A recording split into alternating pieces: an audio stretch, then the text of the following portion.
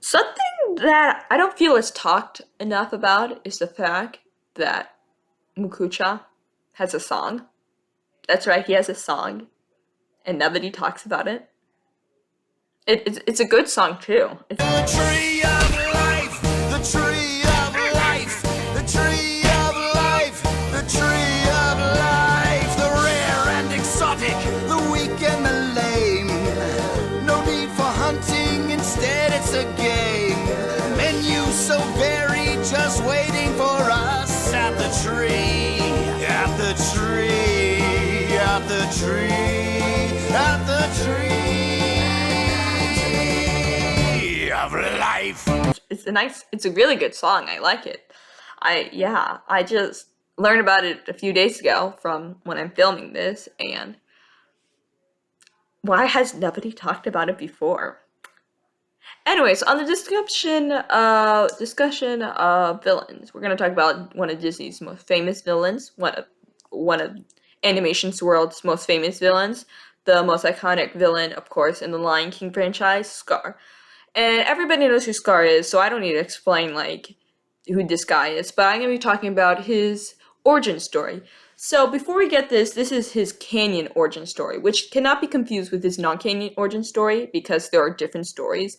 We can even talk about the remake, the 2019 remake origin story. So he has kind of like three. I feel like we can intertwine the 2019 with the canon origin story of Scar to make it together. So we will be talking about the origin story of Ascari, not Taka, both who became Scar. So Ascari was the second-born son of Ahadi and Uro, and he is the younger brother of Mufasa, obviously. Ascari, as second-born son, was destined to lead the Lion Guard. And now, what's the Lion Guard? What is the Lion Guard? The Lion Guard is a group of male lions, traditionally, which were led by the second oldest son of the king and the queen of the Pride Lands, traditionally. And this group would protect the Pride Lands and defend it, and from intruders and threats, and like floods and mudslides and fires and enemies and so forth.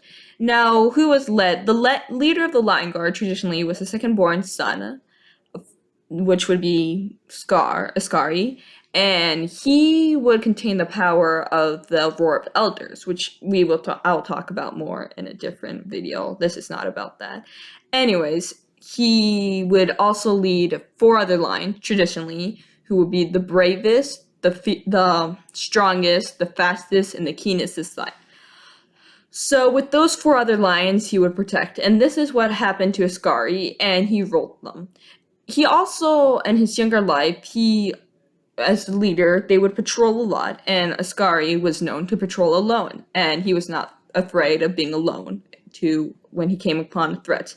When he was young, he also became close to another young lioness named Zira, who he had a friendship with and taught many of the powers of the secrets of the Roar of the Elders.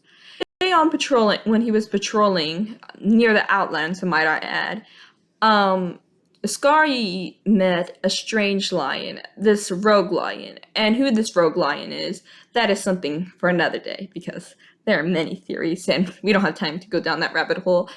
So, Ascari meets the strange lion, and the strange lion tells him that the most powerful should be king. And Ascari listens, and he's intrigued. And this lion tells him that they can rule together. All this lion needs is the help of Ascari's Roar of Elder. Now, Ascari knew he was the most powerful. He knew with the roar he was probably even more powerful than Mufasa, who was noticeably bigger and stronger than Ascari was. But then, the strange lion was scheming. He didn't want to rule with him. He wanted Ascari as his pawn. So, the strange lion had a friend, a cobra, and the cobra ambushed him. They did. And he bit Ascari with a mark that would leave his infamous scar, which he would later be known as Scar.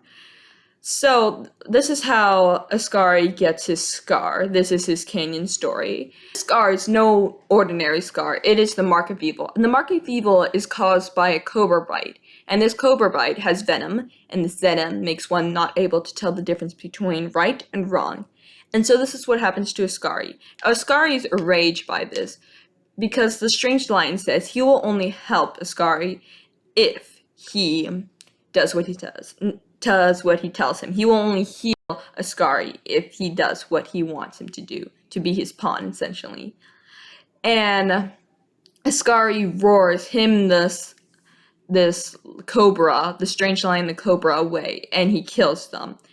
And Ascari goes back to Pride Rock, and he tells Mufasa, now king, about this. Now Mufasa, according to Scar's perspective, brushes him off, just laughs it off, and he calls Ascari Scar, which is, of course, if you can tell, short for Ascari. And Ascari is enraged by this because he feels that his brother just pushed him off, and he knows that he deserves to be king now. So Ascari's first plan is to get the Lion Guard to kill Mufasa for him, but the Lion Guard does not do this. They refuse to, and Ascari, now known as Scar roars them away. He kills them. And by doing this, by using the roar for evil, Ascari, or Scar now, loses the mark of the guard. He loses the roar. He is now defenseless like he is. And maybe years, we're not sure how long later, Simba is born, and we all know what happens. So that is his canon origin story. Now, intertwining it with the remake, things in the remake that were not really in any other things was his love triangle with Srabi.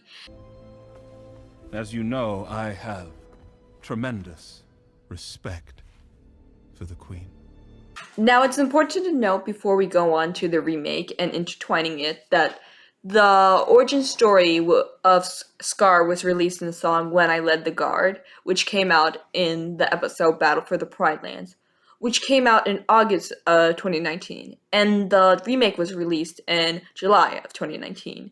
In fact, it was released on the day the production of the third season of Lion Guard was finished. So, when making the remake, the directors, the writers, they had room to create a background, an origin story for Scar, how he got his scar, without knowing what Ford Riley and the others of the Lion Guard were planning. So they created, in their version, it seemed like it was hinted that Scar challenged Mufasa for leadership of the Pride and lost. I wouldn't dream of challenging you again. Leading him to Scar. But I think that perhaps after Scar killed his guard, he challenged Mufasa and he lost. And that makes, he had this power driven, he still thought he was invincible, even though he lost the Roar of Elders.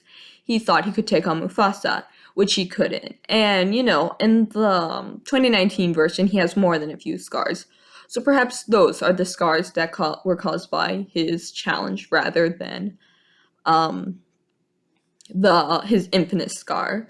Another thing in the remake is the Sarabi, that Scar was in love with Sarabi, Mufasa's mate, and Simba's mother, which I think can also be added to there. There's nothing improving or disapproving it in the Lion Guard, so I think that could happen, and it's a very great thing to intertwine into it. So that's how my version with the remake, with the Scar's or Canyon origin stories. So that is his story. A leader with a great power who was poisoned, who got a scar, a wound that was not healed, and it caused him to turn evil.